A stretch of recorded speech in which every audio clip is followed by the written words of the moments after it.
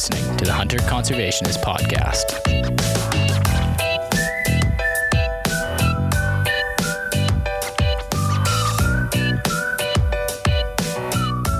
Predator management, the feel-good topic guaranteed to ruin a perfectly good social media post or a family dinner or a first date or whatever, campfire chat, family picnic. It's a engaging topic. I think that's everybody can agree on that. It's an engaging topic, not without controversy, not without a myriad of opinions, but that's what we're going to try to do in this episode is learn more about structured predator management. So the word management, catches my attention here. So in business, I'll just read this because I did a bit of research. So in business management, the definition of management, or a definition of management, is the process of planning, organizing, leading, and controlling resources, such as people, finances, and materials, to achieve specific goals efficiently and effectively.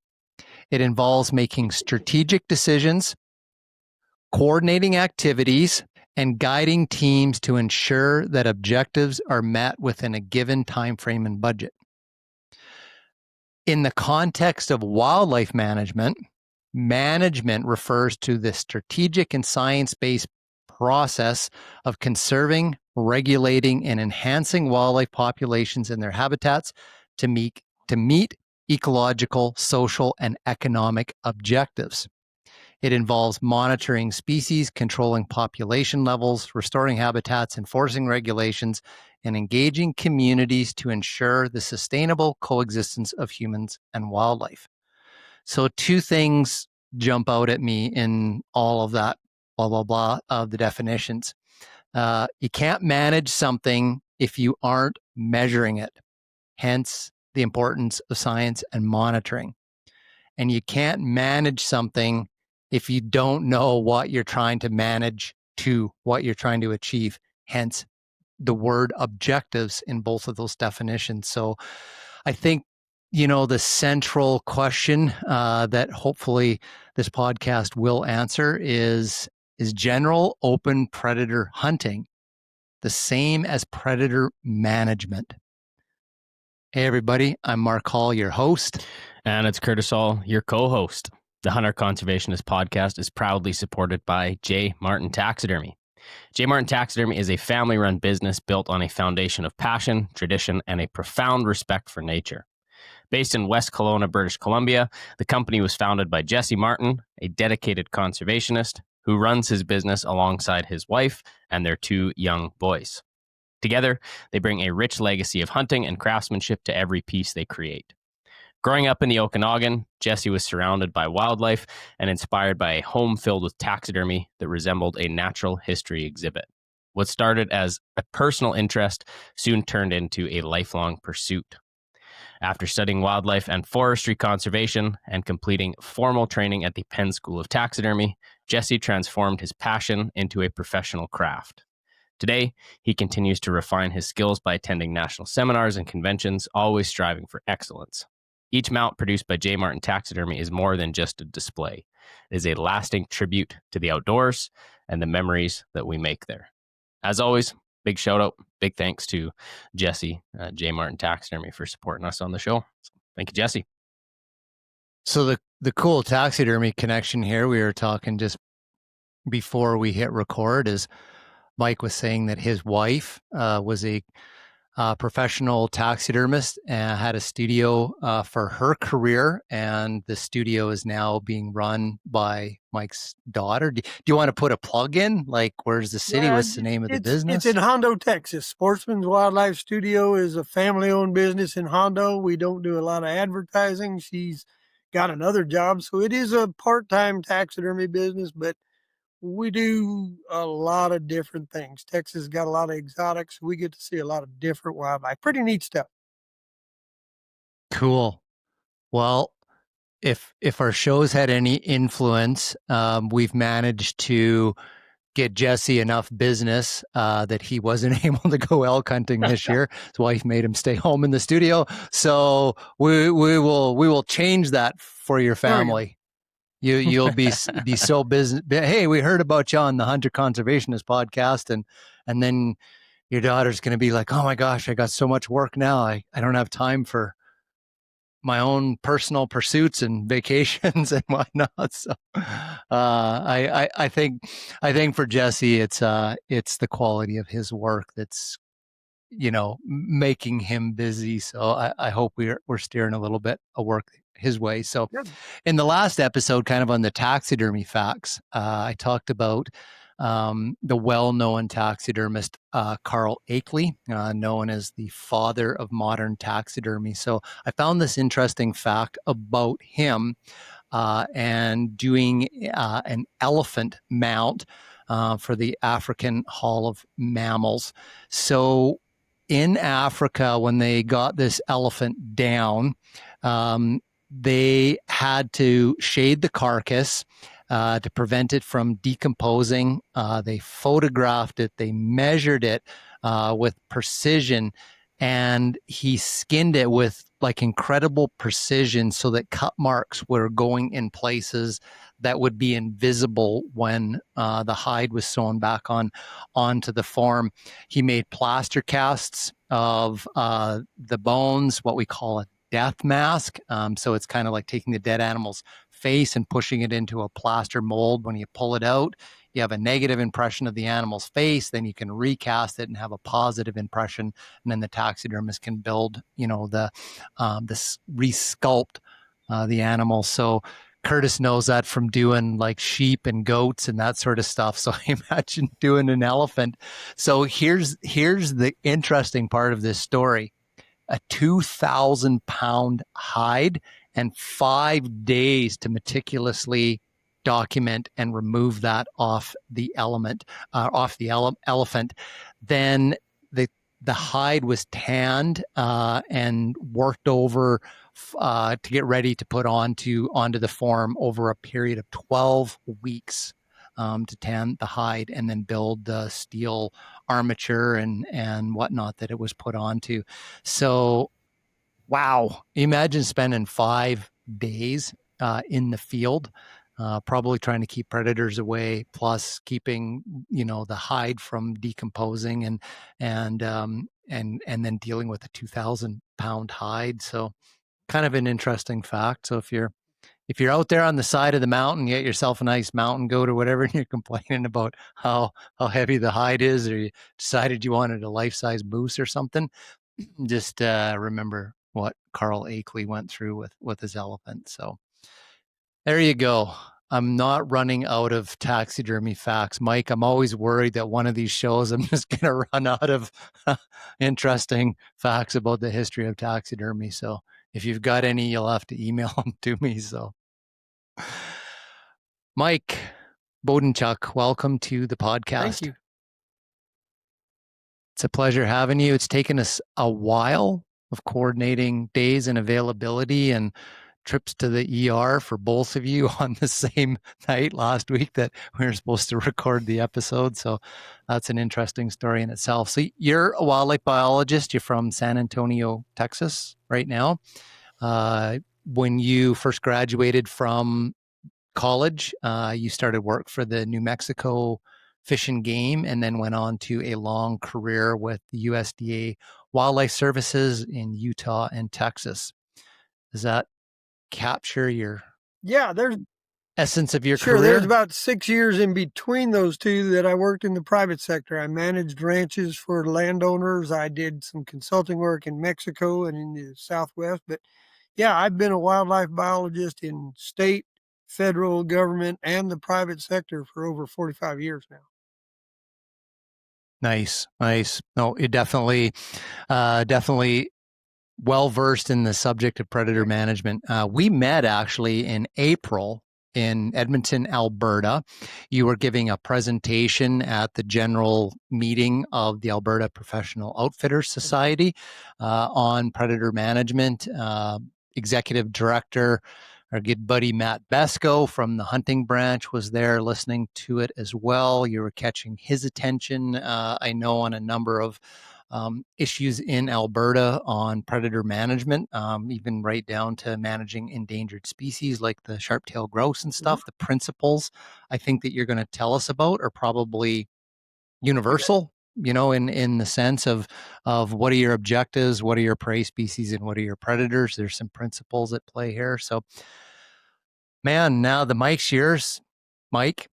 Mike has the mic. So lead us through a proper structures, the factors, the elements that go into predator management. I know your presentation's got some stuff that I've never seen before: low density equilibria, stable states, stable limit cycles, recurrent fluctuations, primary versus secondary predation effects. Like, this was all hitting me, very, very new information, new ideas. And so I hope you can walk us through what all of that means. I hope to walk us through what all that means, and certainly we're still learning, right? I mean, the when I went to college in the 70s, I was taught that prey drove predator populations, that it was all density dependent, that the more prey you have, the more predators you have, and when the prey crashes, the predators crash. We've learned a lot since the late 70s and early 80s, and we're going to talk about all of those things.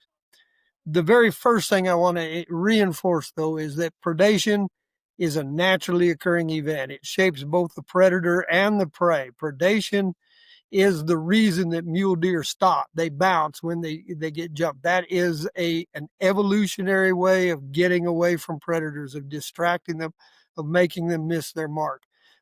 It's the reason that pronghorn have eyeballs way up high on their head, right? Is for predator detection. And they are so fast for predation avoidance. And so we don't expect to change the act of predation. When we talk about this kind of management of predators and management of prey, I term it predation management rather than predator control or even predator management. We're managing the impacts of the act of predation. And that opens a whole lot of different doors to us, right? We're only interested in this when predators have a negative impact on their prey below our human objectives. They're probably not going to drive them to extinction unless it's things like invasive predators or giant changes in the environment. But they can reduce prey below our human objectives. And so we're talking about a value system. We're talking about what people decide. And I was told very smartly by a game department director, even the decision to do nothing is based on values. If we decide, let the coyotes eat the sage grouse, we're still doing that based on our own values. So all of this is within a human perspective. When I talk about predation impacts, there are positive predation impacts. There are things that predators do that help balance the environment. Thank God we're not hip deep in jackrabbits, right? Because coyotes and owls and eagles will eat jackrabbits and help balance that population. We see that predators have cascading effects on prey that allow other vegetation to come back. So there's positive impacts. But for the rest of tonight, for the rest of this podcast, we're going to talk about the negative impacts below the human objectives. So if I talk about predation impacts, don't think that I'm anti-predator. I'm not. I've spent my life studying this. I'm fascinated by it. I had hound dogs for 30 years. I did postgraduate work on mountain lions. I think predators are the neatest thing out there, but they do need to be managed under certain circumstances.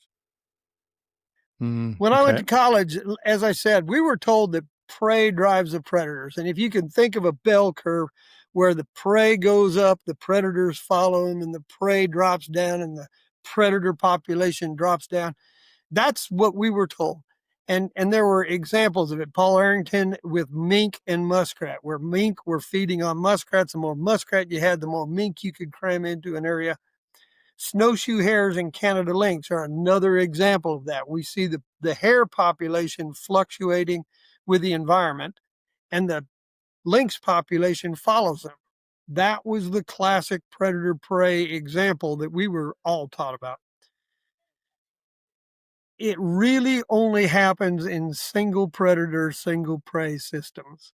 It's the most simple relationship, and there's very few other predators in that boreal forest that are feeding on snowshoe hares, and there's little other feed for Canada lynx. So you've got this symbiosis that's evolved where these predators and these prey drive each other, and that's okay.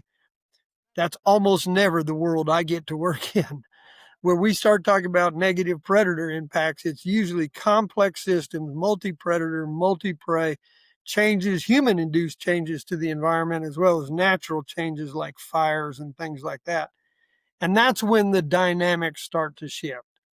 The one population model that came from the Western Association of Fish and Wildlife Agencies, when they looked at mule deer relationships, is the multiple equilibrium states, right? At low densities, low equilibrium occurs where predators have density dependent impacts. If you change that relationship, if you remove the predators, you have a pretty good string of winners, and the prey numbers start to increase. Then they get to another equilibrium that's up higher, that's affected by the availability of forage, the vegetative carrying capacity. If your prey numbers are at or above vegetative carrying capacity, you can kill all the predators you want, and you're not going to have any benefit whatsoever, because something is still going to limit that population. So that multiple equilibrium is kind of what we see in the western U.S. with mule deer, that at low densities of deer, predators are impacting the prey. If you can remove that, you can actually have a higher equilibrium, and you can actually support more predators at that higher equilibrium than you can at the low one, because there's plenty of groceries for them to eat. So you see a mountain lion having kittens more frequently and surviving more in that at the higher density of mule deer than they do at the lower density of mule deer. There's other. Go Is ahead. is the equilibrium thing kind of, I'm thinking back to wildlife school where they used to show like the old wooden oak barrel, with all the wooden slats around the side, but they were all different heights, and you fill it up with water, whatever the limiting one was as high as the water would be. If you fix that one, it would only go up to the next lowest one. That sounds like a really simplified or a different way of explaining like the limiting factor or the low equilibrium. Are those the same Sure. things? I once published a paper called Remember the Kaibab. The Kaibab Plateau is the north rim of the Grand Canyon. And there were mule deer on the Kaibab. There were predators on the Kaibab. Theodore Roosevelt created the National Mule Deer Refuge there. There was no hunting allowed, and they tried to exterminate the predators. Over a decade, they removed all the wolves, about 60 wolves. They removed over 600 lions and about 8,000 coyotes, and the mule deer exploded. The population ate themselves out of house and home.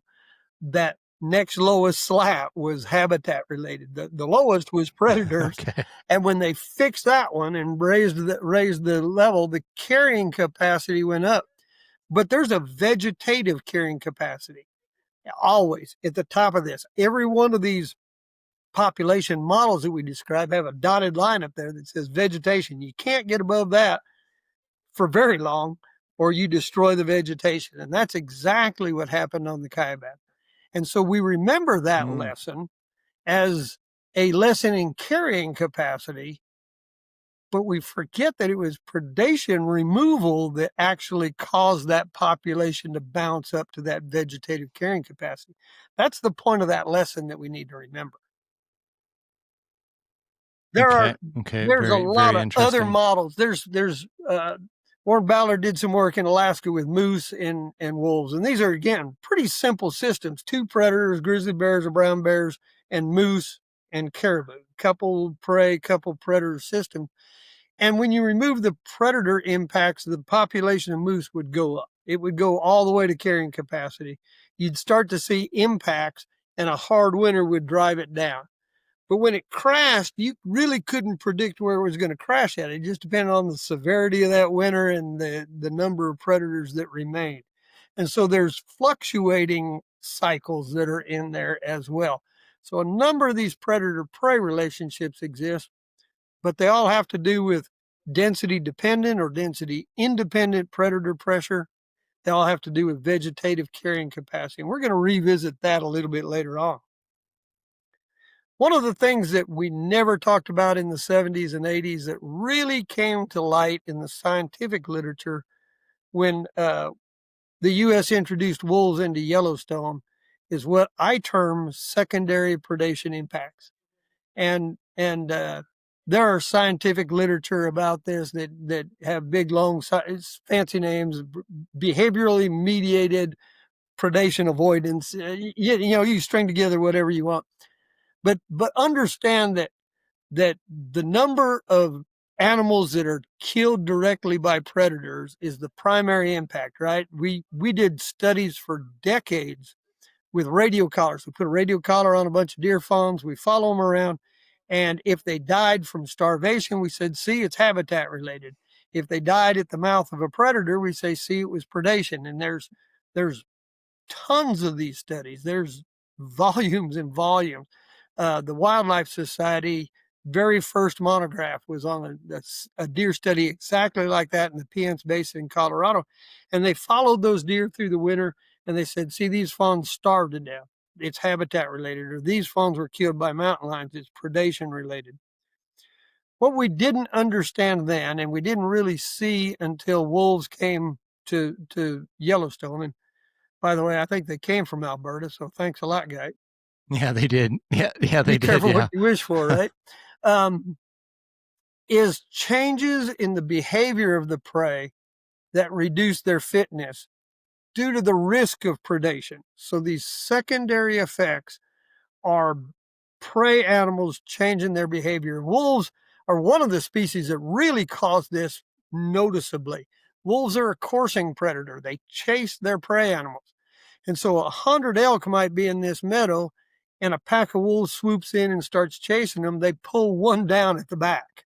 They pull an old cow, a 14, 15-year-old cow at the back, and 99 elk run out of there and go, hey, that's not a safe place to go.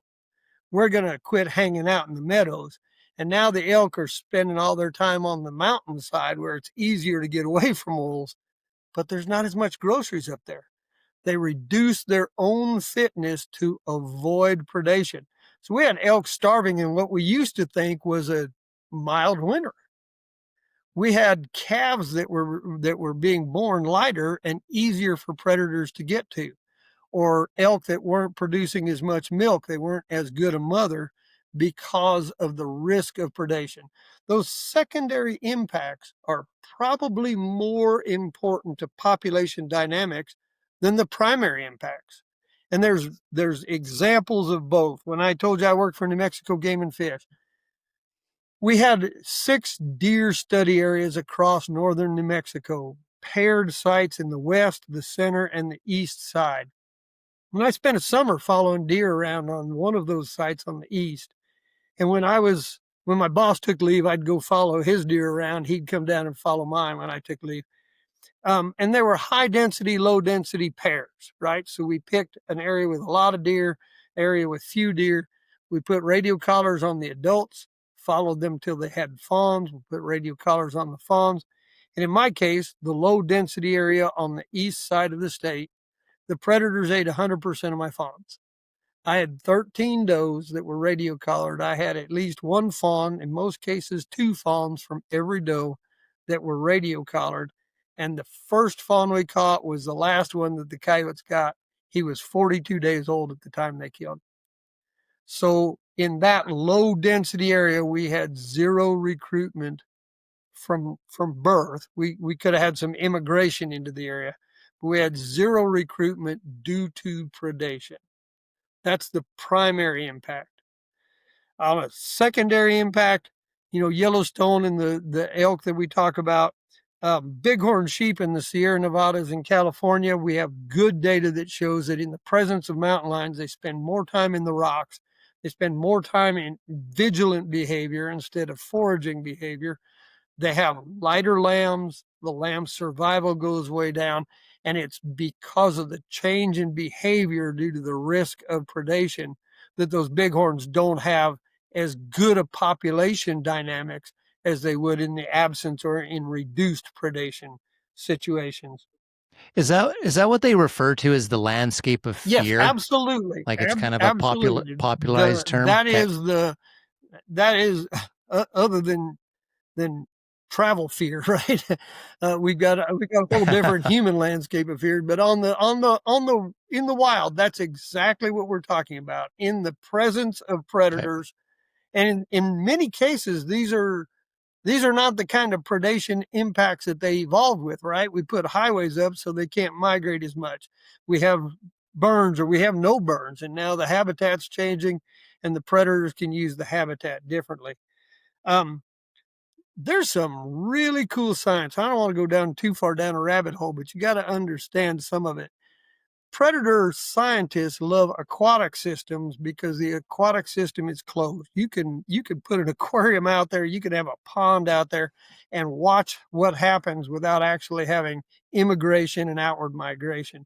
In one of those studies that we reviewed in a scientific review paper, they had algae eating fish that were out in there, and the fish would work all over the pond and eat the algae and keep algae at a low level. They put in some predator fish, and the algae eaters retreated to the cover at the edge of the pond, the little weeds that were growing at the edge, and it created an algae bloom that choked out the system. Now, when you understand that an algae bloom is the very bottom of this giant food pyramid that drives everything, the presence of predators are actually impacting the amount of algae that's out there. In another case, they put snails in an aquarium. They've got vegetation in there for the snails to feed on. The snail's behavior was to feed up and down the plant, including the terminal buds, and they keep that plant cropped back. They didn't put snail predators in there. They put them in another one and ran the water through there. So the smell of snail predators went through the system, and the snails retreated to the base of the plant. They no longer fed on the terminal bud, and the plants grew in that system and choked the system out. I may not be giving a snail enough credit for cognitive thinking. They might not do this as a recognizable thought. Then it's an evolutionary thing, right? They've all the snails that retreated to the base of the plant were the ones that got to breed other snails, and the ones that kept out there got eaten. So this is an evolutionary thing, but it goes back as long as there's snails and predator fish, right? These kind of secondary impacts are what's driving some of the ecosystem. And when you understand them, that Piance Basin study that we did, that study where I talked about in New Mexico, where habitat might have been limiting some of those high density areas, you can't say that a deer that starves to death is habitat related, because maybe it couldn't get to that habitat due to the risk of predation. When I was in Utah, there was a deer herd on the Cache Mountains, the Cache Deer Unit, and most of the herd went off the east side. There were two big benches, sagebrush country, and then a big valley. And we would fly that with aircraft in the winter on fresh snow. And when the deer came down into that valley, you would find a set of coyote tracks or a pack of coyote tracks chasing them down, and one deer dead at the end of those tracks. Those deer were laying on the second bench above the bottom. They didn't dare go down and get their vegetation that they needed because the risk of predation was too high. And those secondary impacts were causing those deer to starve, to have single fawns instead of twins, to have lighter fawns instead of heavier fawns that could grow faster and escape predation. And that's all secondary predation impacts. I understand that dichotomy, right? We've done studies for decades that say, is it habitat or is it predators? Is it habitat? Is it predators? And maybe the answer is it's both, right? But we're also faced with another management crisis. Do we do habitat work or do we do predation management? And there's only so many conservation dollars to go around, right? So this is the world according to Mike, but habitat work is a process, and that process is never over. You do habitat work for tomorrow, for next year, for 10 years down the road. If you're improving winter range, you're trying to do it. And as soon as you shut the bulldozer off, a juniper tree pops up behind you from seed. It is always going to be a process, and we do that for next year or next decade's wildlife population. Predation management is something you might consider for unused habitat today. We could do browse surveys and say we're only using 20% of the browse on the winter range. A plant can withstand up to 50% browse utilization. So if we've got unused habitat and predators are impacting our prey, that's when you would consider predation management. Forward thinking versus now. We're doing it for this winter, for next year, for this fawn crop. And so it's a different decision-making process, but it's a very, very important distinction. If you don't have the habitat, there's no sense in spending a dime on predation management for wildlife. When I was in Utah, we started doing predation management. The program I worked for always did predator removals to protect livestock. There were about 1 million sheep in Utah, domestic sheep, and bears ate them, mountain lions ate them in the summertime when the sheep were on the mountain. And in the wintertime, coyotes would get to them. They got to them in the summer as well. And we did that, but we started noticing that where we were working, there were different levels of mule deer than places we weren't working. And we told our state wildlife friends, hey, if you guys need predator management, we know how to do that. We'll do it for you. And they said, well, okay, but when do we need it? and the director of the wildlife agency kind of challenged me. And I was a state director. I was a senior biologist at that point. And he said, I want you to do a white paper for us on what predator impacts are and why you would do predator management the way you do it. And I thought, boy, that's great. All I need is another homework assignment. It turned out to be the most fascinating thing I'd done in my professional career. It really did. We dug into the literature. We identified studies where predators and prey were impacted, and we found 18 different factors that affect predation rates. I'll tell you, spoiler alert, there's one more that we didn't find that only recently came into light. There's now 19 factors. I'll give you the 19th one first. The rate at which a carcass gets scavenged affects predation rates. And again, this was a Yellowstone kind of a revelation. When a mountain lion kills an elk or kills a deer, they used to get 2 or 3 feedings off of that deer before they had to abandon the carcass. Now with wolves on the landscape, they get 1 feeding off that deer and it's gone. And so, or even an elk, it's gone before they can get back to it. And so they have to go on and kill more frequently. And we see mountain lion predation in the presence of wolves, in the presence of high black bear densities being extreme. You don't see it in the winter with the bears because they're in hibernation, but in the summertime, it gets more extreme because they have to go on and kill additional prey. Besides scavenging, I lump these factors into 3 different categories. Some of the factors are factors that relate to the habitat itself. There's some habitats that just make it easier for predators than other habitats. There's some factors that relate to the prey animals themselves and some that relate to the predators. As an example, linear habitat is very, very easy for predators to find their prey. In Utah, there was a Bear River waterfowl refuge that produced over 80,000 ducklings. It's up on the northeast end of the Great Salt Lake. The Bear River dumps in there. Produced 80,000 ducklings. About 60% of the continent's avocets were hatched in that ecosystem. And in the 80s, it went underwater due to a flooding event. All the snow melt came off at once, and the refuge was underwater for a couple of years.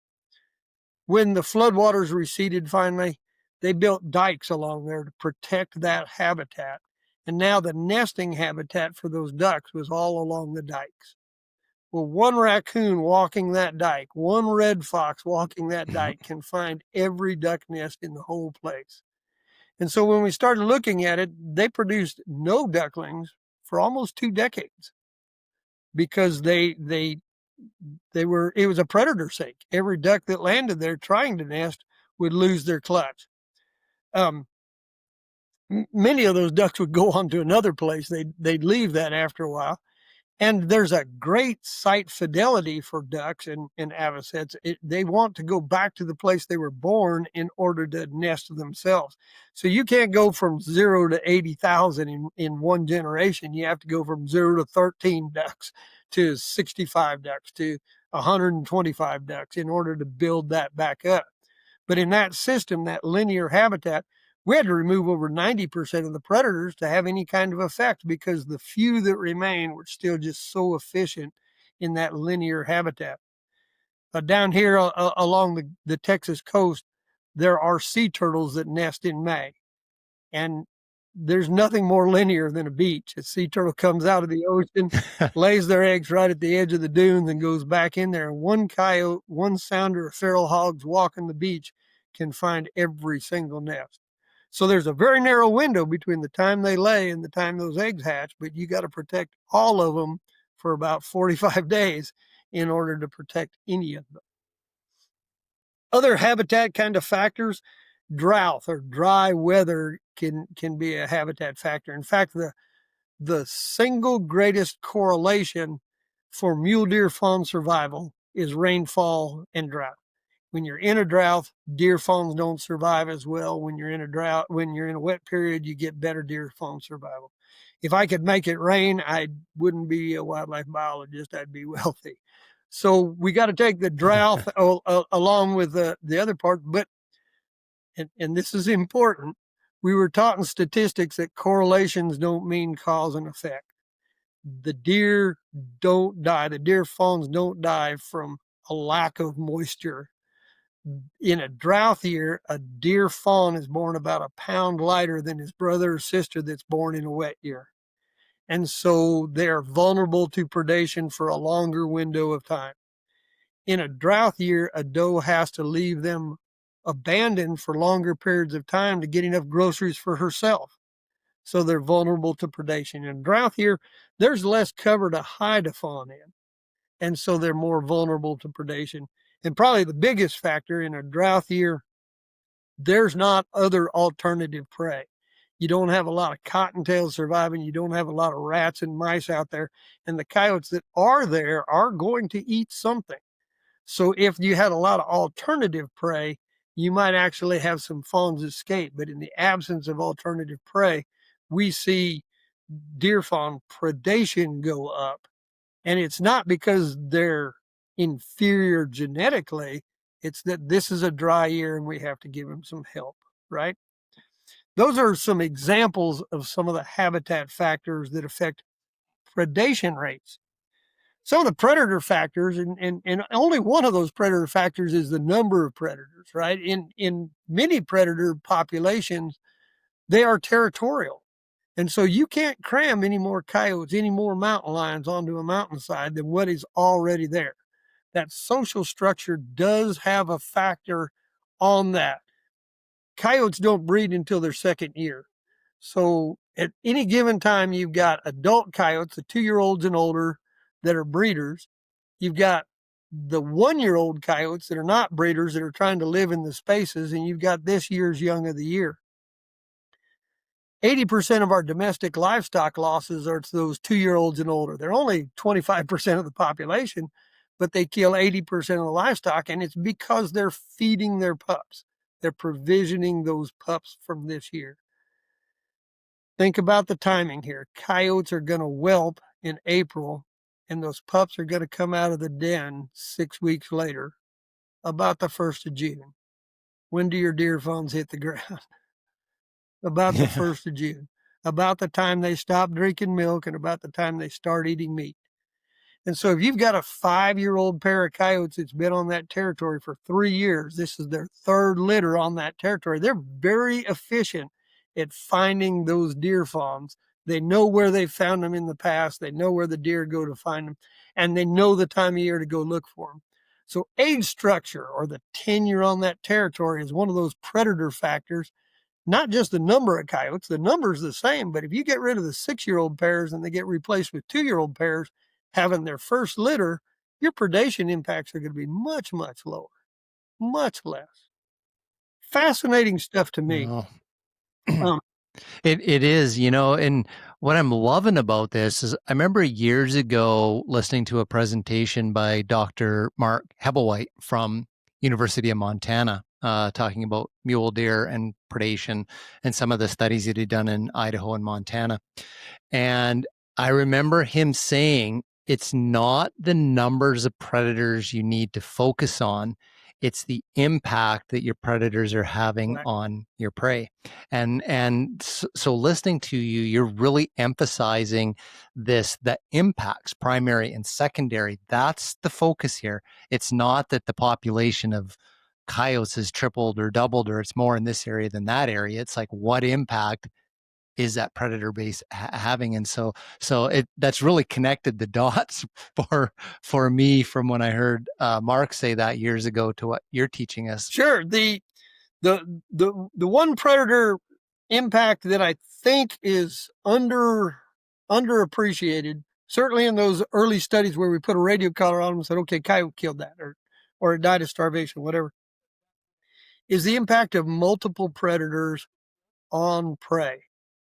If you've got multiple predator species that are working on the prey at different stages of their life cycle, the combined impact is far greater than just one or the other. It's greater than the sum. I'll give you a couple examples. We were studying some sage grouse in what's called the Strawberry Valley in northern Utah, and red fox were probably an invasive predator there. Arguably, there were some red fox, but these red fox were being subsidized by people that are campers, and they'd go through their trash, and there were a lot of red fox. And we put radios on 27 adult sage grouse, females, to find out where they were nesting. And over the course of a year, 25 of those 27 were killed by mammalian predators.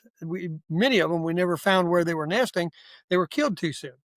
That's 87% annual mortality. You know what's going on. And these are birds, right? I mean, you expect a high mortality rate in upland game birds, but sage grouse need to live a little bit longer, and they're getting whacked pretty hard by the foxes. So the first thing we did was start working on foxes, and we expanded the area, and we started killing foxes and removing those foxes as they denned, and finding those dens and removing them before they could get to the grouse. And the grouse population responded. Our next year, we only lost 7 of the 29 that we re-radioed. So we actually made a difference in annual survival of the adults. But the next year, we still had 0.2 chicks per hen. And so we started trying to figure out what's happening with the eggs. And what we found was that ravens were eating the eggs while foxes were eating the adults. And without working on both sides of that equation, we were not growing the population. Our population was pretty well stagnant or declining. And so we started removing ravens during the nesting season. And in that system, it's not just nesting ravens, but we have these large murders of ravens that travel up and down. So we'd keep an eye on that, and we had to babysit that area for about 45 days. And lo and behold, we went to 2 chicks per hen with raven removal and adult survival at 67%. The population exploded. It grew back in just a couple of years worth of work there. 2 predators working on separate life cycles affected that population far more than any one measurement might have indicated. Another example, and this one blew my mind, and I did lion work for all my career. Again, I had hounds for 30 years. I still do some lion projects. Mountain lions eat bucks, mule deer, in greater percentage than their percentage in the population. If bucks are 25% of a population, it might be 35% of what a mountain lion kills. And there's some reasons for that. Bucks are more solitary. They move more. Lions hunt with their eyes, so that it's easier for them to detect bucks. They live in rougher country, so it's easier for a lion to stalk them. There's a number of reasons. Take the buck mortality out of that. They eat does and fawns in relation to each other. So if you've got 50 fawns per 100 does, a third of what the non-buck mortality is going to be fawns, and 2/3 is going to be does. When we modeled this in Utah, we had about 3,000 lions and we had about 300,000 deer. So we had one lion per 100 deer. And at that ratio, lion mortality being a fixed number, 52 deer a year, would change from compensatory, that is, it didn't matter to the population, to additive predation, meaning it was pushing the population down when the doe-fawn ratio got below 50 fawns per 100 does. When the doe-fawn ratio dropped, the lions were killing breeding-age does, and that was driving the population down. When there were a lot of fawns on the ground, lions could kill fawns, spare those breeding-age does, and our population could stay up there. Until a deer gets to be 2 years old, it's really not contributing to the population at all. And so that mortality on fawns that coyotes were giving, those newborn fawns, was actually making lion predation worse on the deer. When we designed predator management, we actually said, look, a lion population is lower in abundance, harder to get bounced back up, and there are way fewer out there. Instead of pounding the lions, why don't we go out here and pound the coyotes? Why don't we reduce the coyotes? Our objective was to get our fawn-doe ratios above 70 fawns per 100 does. And if we get above 70 fawns per 100 does, we don't care what the lions eat. And it actually works. So working on those two predator species side by side was important, but one of them is a lot more vulnerable to human pressure than the other. Coyotes can bounce back in a single year. Lions take a little while. And so that two predator thing actually was a big deal. We talked about habitat factors. We've talked about predator factors. There's also prey factors, right? The relationship of prey to carrying capacity we talked about is important. If you're at carrying capacity, there you can save a fawn from the jaws of a coyote, but it's going to starve to death some other time. You know, it's going to get hit on the highway if you're above some carrying capacity. Another factor that we don't appreciate, I think, is what I'm terming breeding synchrony. If your rut is extended over a 2-month period, then your fawn drop is going to be extended over a 2-month period, and the same number of predators can get more of the fawns because they're born over an extended period of time. Think about wildebeest in the Serengeti, and they all drop their calves at the same time. It's predator flooding. They're going to get some, but if we all hit the ground at the same time, well, that has a lot to do with the health of the deer, the female deer, has a lot to do with the buck-doe ratios that are out there. If you're at 15 bucks per 100 does before the rut starts, you're going to have a long rut. Some of those does aren't going to get bred. You're going to have a second cycle. They get bred in that second cycle, and predators can have a much bigger impact if your breeding synchrony is out. So we want to see, a good natural looking male to female ratio, regardless of what species we're at out there, whether it's bighorn sheep or elk or mule deer, pronghorn. You want to make sure that all those does get bred, all those ewes or whatever get bred on their first cycle, and you compress that breeding into a narrow window. You'll have a lot fewer predator impacts. We mentioned it earlier, and I can't go away without it, but the abundance of alternate prey has a lot to do with it. If you've got jackrabbits and you've got gophers and you've got all kinds of prey for coyotes, they're not going to have as much of an impact on pronghorn fawns or on mule deer fawns as if that's all there is out there. And so that alternate prey and the ability of the predator bridge to alternate prey is important too. Canada lynx can't bridge. The only option they have is to immigrate and try and find new snowshoes. We didn't think mountain lions could bridge to other prey, but they can do just fine on elk. And in the study area in Arizona, every lion, when the deer herd crashed, every lion started eating cattle. And by eating cattle, the lion population didn't crash. It stayed high. And by staying high, then they kept that prey, the mule deer, in a low abundance. So that's the classic predator pit, when the predators keep them down because they don't cycle in as well as the prey. So there's a number. In our part of the world, they've done some studies where the lions will go from like the low elevation winter range in the middle of the winter time. They'll go way up into the Rocky Mountains or the Purcell Mountain ranges and chase goats for a week. Yeah. And then right back down. So that these lions were making these epic like journeys, like elevation wise, up and down, switching between prey. Yeah. And that allows them to not drop in abundance and allows them to put additional pressure on one or more of the prey animals out there, right? Yeah. So interesting. Wow. So we've talked about all of these factors that affect predator rates, predation rates. What are we going to do about it? Gets to your management question, right? What do you do?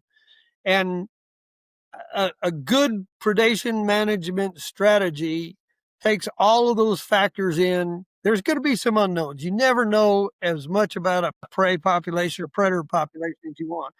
I defy anybody to tell me exactly how many mountain lions there are in Alberta or in Texas at any given time.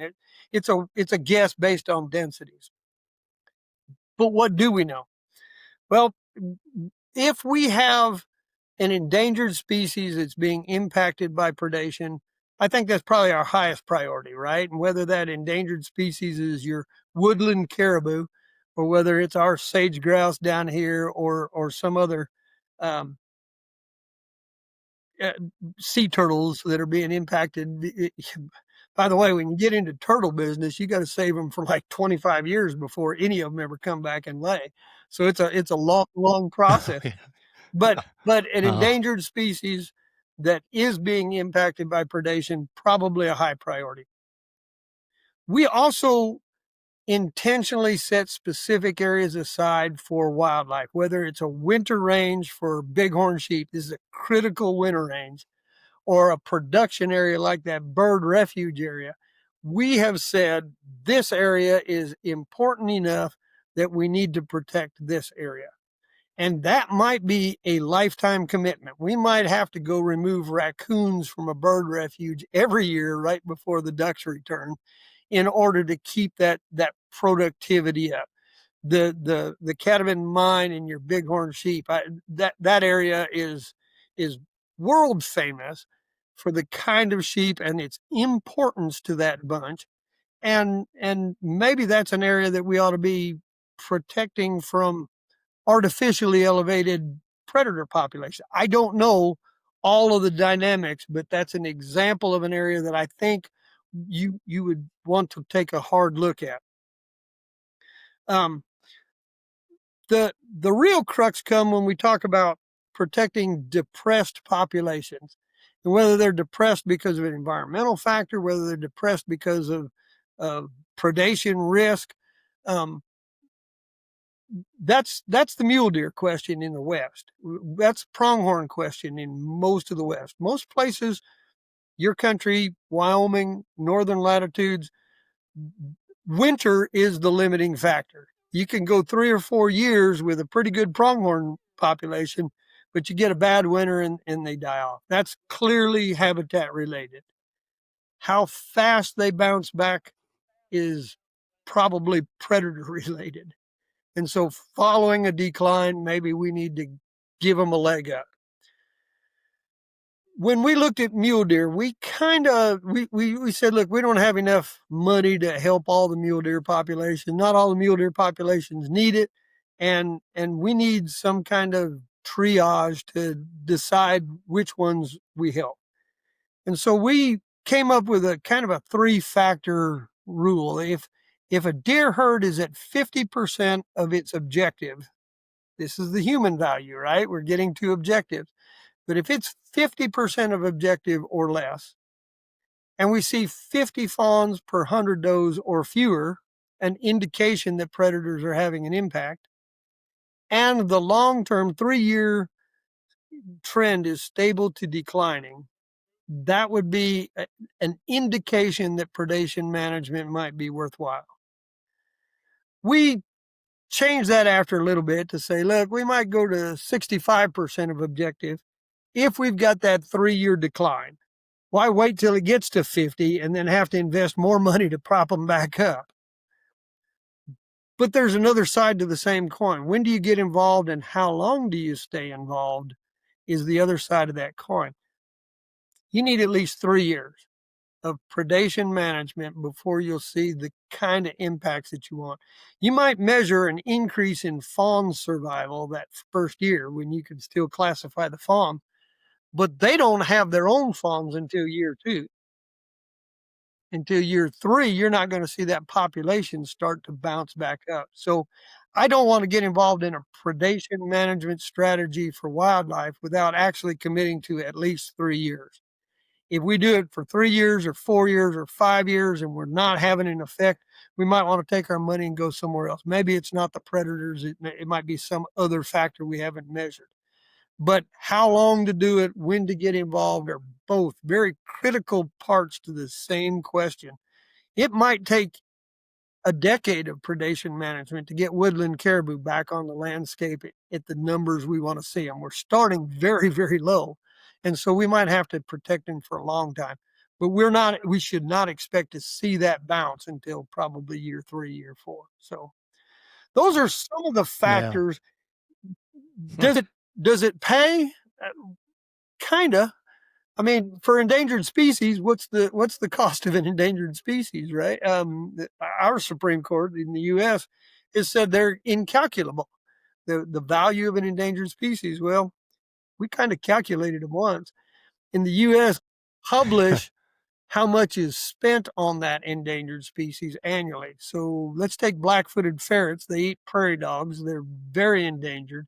We spend about $7,000 a piece to get them through captive breeding and released on the landscape. Agencies spend millions. And if the cost is $7 million and there's 700 ferrets, you can figure out what the cost per ferret is. You can actually evaluate whether your predation management is cost effective. When we did this for mule deer, we took changes in fawn doe ratios and said, look, we had 19 fawns per 100 does for 3 years up to predator management. And for the 3 years after, we were up in the 40s. That different number equates to this many deer. Deer have a civil value in the United States of $250 or $350, depends on the state you're in. Did we actually pay for the predation management? And economically, yes, we did. There's a positive benefit cost ratio associated with it, but only if you do it right. If you go out there in October and you just start blasting coyotes, you're not probably going to see that bump, because by January, February, when pair bonds are established and breeding occurs, coyotes are back there on the landscape.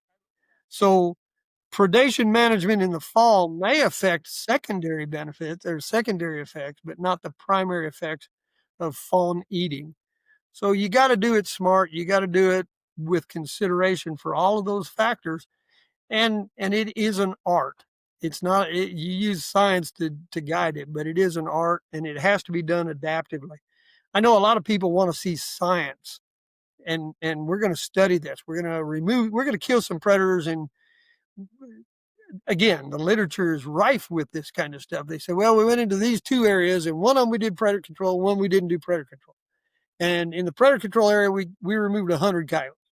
And the deer herd either did do well or didn't do well, whatever they did. But they don't tell you that they removed 100 out of 101, or they removed 100 out of 10,000. And that's a huge difference. So I like science to help guide my decisions, but the cost of doing the science exceeds the cost of doing the management. And an adaptive management strategy is the best way to do it. You go out there, you apply some management. We're going to remove coyotes on the winter range. We're going to remove coyotes on the fawning range. Or we're going to remove mountain lions in this critical area. And you measure the result. And you either escalate or you de-escalate. You make changes based on the measurements that you see, and you do it again. With those sage grouse in Strawberry Valley, everybody said, well, maybe it just rained more while you were doing all this work, and so it was the effect of rain. It's fine. We'll stop doing predator management. When they crash, give us a call. We'll come back and bounce them up. We know how to do this. So you can repeat this if you want to, and that actually becomes the science itself, is adaptive management. So predation management for wildlife is... So the term that I was just going to say, so the term I hear folks trying to move the conversation in wildlife management is to evidence-based. So in adaptive management, like, you're doing this stuff based on some scientific principles and some guidelines, but you're in this cycle of like quickly implementing something, measuring it, getting some data back, interpreting it. There's some evidence, and reapplying it. So I like the idea of evidence-based management, because then everybody isn't stuck in this argument of, well, where's the peer-reviewed science that says we should do this? Where's the peer-reviewed science that said this actually works, right? And it's like, well, there isn't peer-reviewed science for everything that folks like you are doing. You're using what you can learn from the primary literature, but then the approach of adaptive management on the fly. You're using some rigor, you're using some objective principles from science, and quickly analyzing your data, seeing what it's telling you, and then re-entering your management cycle. So I don't know if that resonates, or if you've heard that type of change from science-based to evidence-based. Absolutely, and I'd take it one step farther. Many people want that predation management to be the only thing going on in the environment. That if we're going to do this science-based project, remember our 18 factors. What are the chances, if we have two side-by-side areas, that we're going to do predation management in one and not in the other? What are the chances that they are actually identical pairs? 1 in 18 factorial. It's 1 in billions that they are. So even when I agree with the results, they are not identically matched pairs. These are natural systems. They're not petri dishes. And so I think that if we've identified a population, whether it's a deer herd, a pronghorn herd, a bighorn wintering area, whatever it is, if we've identified it in need of assistance, that's what gets us involved in the first place. We don't need to do just one thing. We might be doing habitat management at the same time. We might be doing corridor creation at the same time. And I don't really care if predation management was responsible for 52% and habitat management was responsible for 48% of the response, or vice versa. If we get the objectives, if we get to objectives and we get that herd back on its feet where it can withstand some predation, the habitat's in good shape, pat ourselves on the back, go to the next area. So it's not just in a vacuum. We can do other things in adaptive management and still be efficient. Whether that's, there are some species that actually need more habitat management while predation management goes on. We're propping them up with predation management, but we need to go out there and cut some trees so that we get some regrowth. Some of our grouse species need some of that new regrowth. And so we might be doing 2 or 3 things all at once, and that's okay. Have your objectives, measure what you did, keep moving forward. Yeah, well, now this is an interesting kind of maybe split between United States and Canada. Is in the US you have wildlife services, so you have professionals, like yourself, career people that are managing predators as a job. In Canada and maybe in other places in the States, you have hunting seasons. You have a coyote hunting season, you have a lion season, you have a black bear season.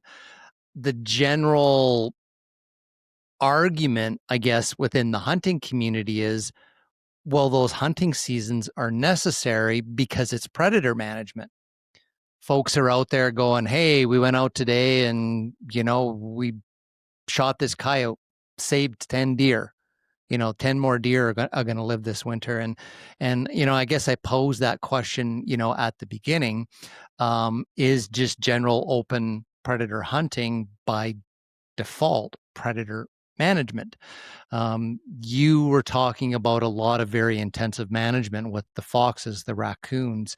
You know, the intensity of, the removal and the consistency, maybe outside of like some really good trappers, can hunting, or maybe, and lions, can hunting itself and, do the job, when it comes to, some of the more, the triage areas that you're talking about is like something big has to happen in a very short period of time, consistently over at least 3 years. Like you're talking about like the hot spots.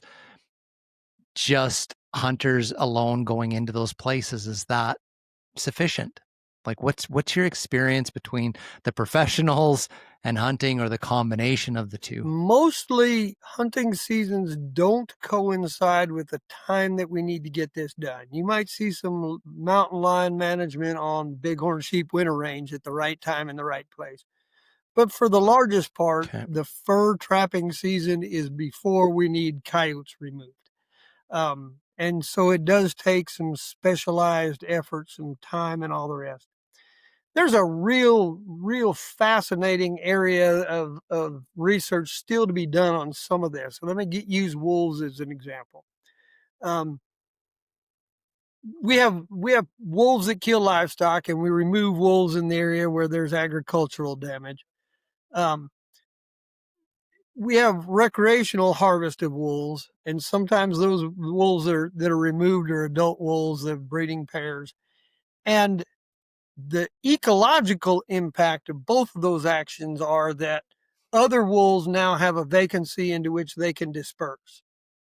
If that vacancy didn't exist, they would push farther out into the ag areas, they would push farther out. And so hunters do contribute to reducing those impacts, but it's almost impossible to measure. I kill a pair of coyotes here, there's going to be another pair of coyotes there next year, maybe in 60 days. But if I do it in February, it's too late for that new pair to breed. They're not going to be raising pups on that territory. They're not going to have the impact that just a couple of coyotes on the landscape. That's actually the best prescription, right? We want coyotes out there doing rat and mouse and rabbit control. We just don't want them eating 100% of my fawn crop like they did in New Mexico. So Yeah. so Yeah. you're not, it's not forever. The treatment has to be repeated over and over. And the hunting community by and large is reducing the problem through immigration from those areas, because there's fewer of them out there. Is it enough on a small landscape? Probably not. You got to be pretty intensive to get to some of that. Would it be much harder to do if the hunting community wasn't out there? Absolutely. It'd be impossible. Yeah. But they are contributing to that by reducing abundance in general, but it's not near as focused as it needs to be. By the way, we have that problem in Texas with feral hogs, right? Everybody wants to hunt a pig, and they come down here and they want to hunt a pig, and they want to hunt a pig. And they might be contributing $1 million to the hunting industry in Texas. They cause $500 million worth of damage, and they never shoot sows. They always shoot big stinky boars. Shooting boars does nothing for the population. Shooting male coyotes does nothing to protect a pronghorn or a mule deer. Shooting that female that before she has the pup does everything. And so it's very, very specific about that. We had one of the states down here said, we want you to hunt coyotes from aircraft to protect our pronghorn in May. That's when the fawns are born. You got to come out in May. That's the only time. We'd go out there and we'd shoot a bunch of males. The female was in the den hole with the pups. The males were the Oh, ones yeah. that were out there. Shooting those males did nothing to protect those pronghorn fawns because the female now didn't have a mate. She had to go out there and whack those same fawns, and she took the easiest, lowest hanging fruit. So you got to get the prescription right, and sport hunting might not do that. Interesting. There's so much here, so much knowledge and common sense. I really hope hunters can take this and go to their management agencies and push, for a structured approach to predator management. If they're seeing some of this stuff out on the landscape, like the effects, they're seeing changes in populations, they're finding predator kills, trappers are seeing things, on their lines and stuff, but they feel like they're floundering around in a system that has no direction.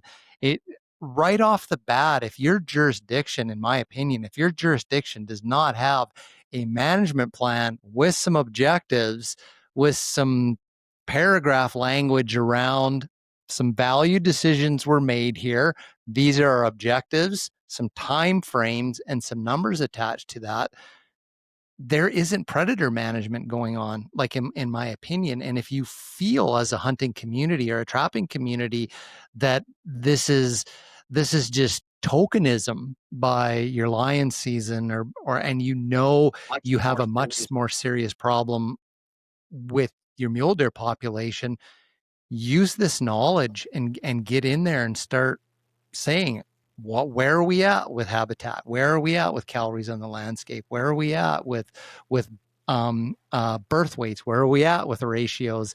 And start to demand funding and some actual objectives, and then seeing, the hunting community itself can say, okay, we know what we're trying to achieve. End of the year, everybody's like, oh, the biologist said we should be removing 100 lions out of this area. We took 26. Okay, folks, this isn't working. Like, we're not going to get anywhere over the next 2 years. Something needs to change. And man, I mean, it's great that the biologists, that's their job, but be vigilant. Use this knowledge and demand, predator management. Right. It is exactly that. It's management. And so much of our management philosophy is around sustainability, right? We hunt lions with hounds, and we encourage the taking of male lions, which is the trophy lion, the big tom that's out there. And that's good for sustainability. That's terrible for predation management for wildlife. If you're trying to protect it, that you're going to have more females on the landscape, having more kittens. There's always going to be another tom that comes in. It's sustainable. It's just not going to get to where you need to go. So it's a paradigm shift within our hunters, and it doesn't have to be permanent, right? We just need to prop this prey population up, and then we can move on to something. Yeah. But if you are in a jurisdiction where you go like, hey, are mule deer meeting objectives? Things are looking good for mule deer. We're doing all these other pieces. We love lion hunting. We love our dogs. We love this pursuit. It's in our heritage. Cat populations are good. Mule deer are good. So we don't need to turn the dial off and just take this thing away, this heritage of pursuing lions with hounds. But we don't need to impact the lion population. We don't need to do things or just carry on doing what we're doing for mule deer, but we want a sustainable lion hunting season. Yeah. We want to make sure that the lions are okay. Okay, folks, keep your female harvest down, or we'll put a quota on you, or focus on those big males. Like, make sure you're hunting with somebody that knows that's a 3-year-old male and that's a 7-year-old male. And and then as a hunting community, we have to be able to talk to the public to say we are hunting predators because we enjoy hunting predators. It's part of who we are. Every single predator hunt is not predator management. Sometimes we're hunting purely because this is what we love to do. And a cougar steak is amazing as a mule deer steak. And we need to be able to talk in those terms as well. So if it's not predator management, lion hunting is not predator management, then just say this is sustainable mountain lion hunting for the tradition of mountain lion hunting. And partly, like, I really wanted that message to get out by having you on this show, is the prevailing narrative I see out there in the hunting community is all predator hunting has to be sustained because it's predator management. And I've learned so much from you that that's not always the case. You're contributing, but it's not always necessary. So sell your heart on why you love to hunt lions, or why you love to hunt coyotes, or why you love to hunt, a wolf, because you've got to be able to rationalize it from your heart because you're a hunter. Not everything is management. Hope that makes sense. Absolutely. I am a hunter, and I hunted lions for a long time before I studied them. So I do understand it. I do support it. And again, it contributes. It just doesn't, necessarily get at that particular population. It creates a void into which another animal can disperse, reduces conflict somewhere else, sustains that population. It's the perfect prescription. Yep. So last thing here, just kind of wrap up the show. I'll give you a chance to see if there's anything we didn't touch on. Here's a very controversial area to wade into in predator management, and this particularly has to do with sage grouse in the West, the prairie regions of Canada, and of course the Western states. Birds of prey. Without a question. Generally, birds of prey are generations and generations of people have grown up that they are off limits. They are protected. They're the sentinel species, but they're eating stuff. And when it comes to something like a bird, are they actively managed from a predation impact perspective that you know of? And should the case be made for it? There are 3 Western states that I am aware that are managing raven predation for nest protection. Utah, Nevada, and Idaho are actively doing raven work. If you look at the Christmas bird counts, you look at our nesting bird counts, all of our raven nesting territories are occupied. And our raven counts have gone up westwide about 600% in the last 20 years. Oh, they're geez. subsidized.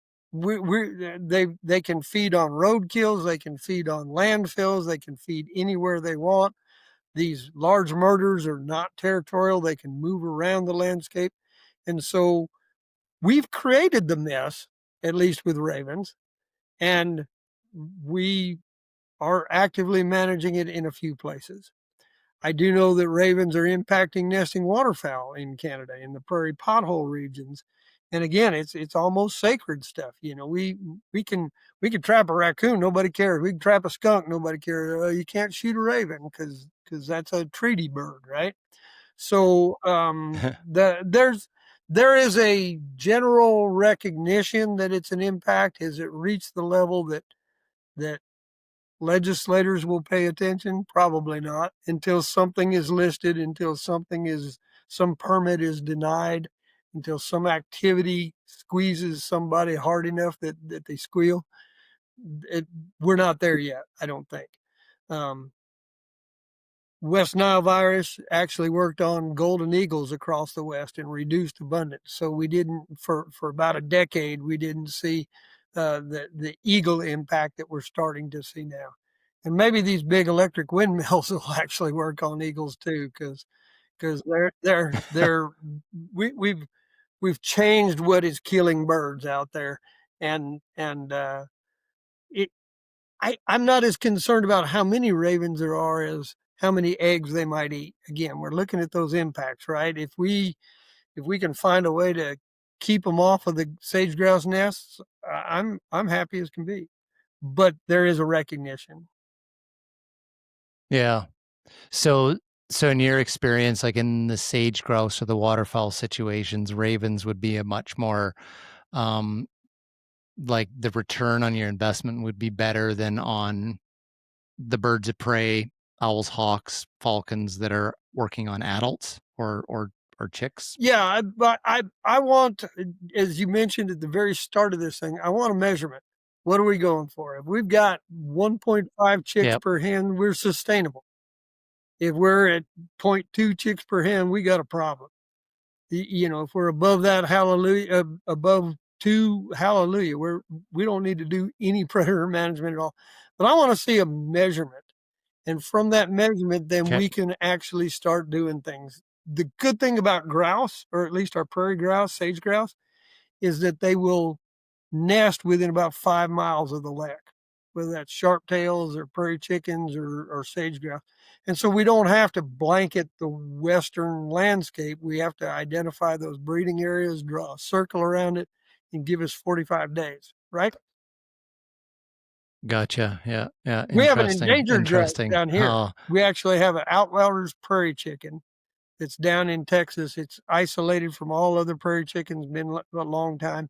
And owls do impact those birds.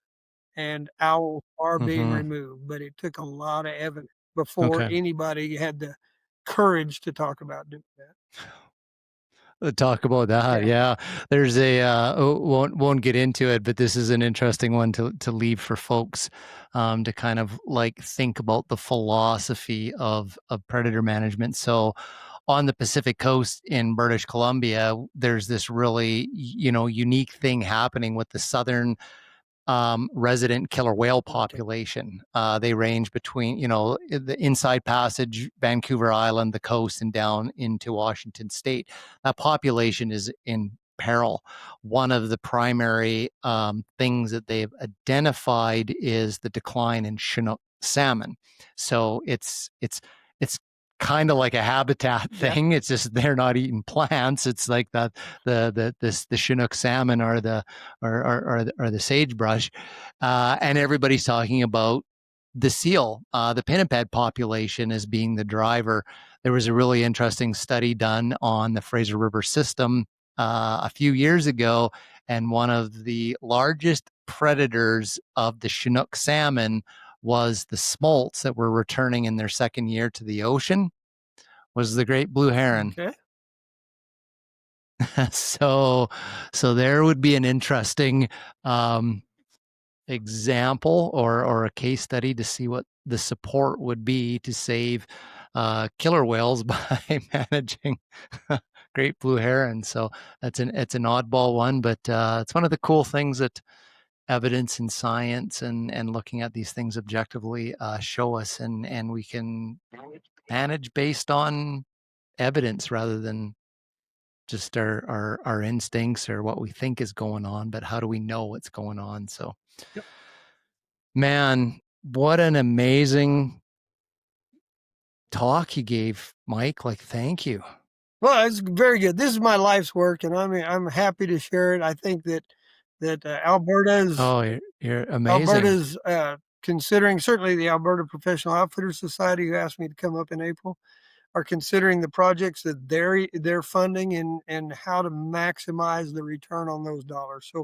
So I think that the conversations are starting, and it's just going to get better.